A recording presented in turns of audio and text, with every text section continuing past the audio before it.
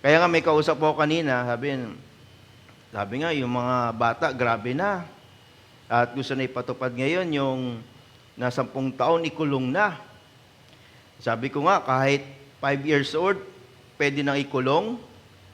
Pero kung wala namang nagtuturo sa mga bata na dapat nilang daanan, na dapat nilang gawin habang sila ay bata, dadami lang mga bata sa kulungan.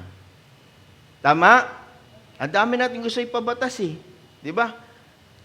Kahit kung tatanungin ako, matitigil ba patayan? Ano magiging sagot ko? Hindi. Di ba? Bakit hindi? Anong sample natin mga kapatid? 2 magkapatid, 2 tao, unang brothers in the Bible, nagpatayan pa. Sino yon? O, di ba? Lalo na kaya, sandabakbak ng mga tao sa mundo. Hindi matitigil ang pagpatay, pero, mga kapatid, kaya nga yung salita ng Diyos, dapat ito ibatas. Dapat ituro.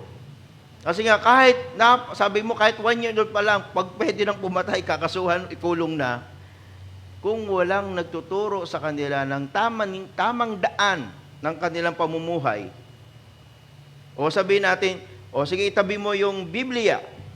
Ano yung batas? Ano dapat sundin? Di ba yung mabuting aral? Mabuting gawin ng mga tao, ng mga kabataan?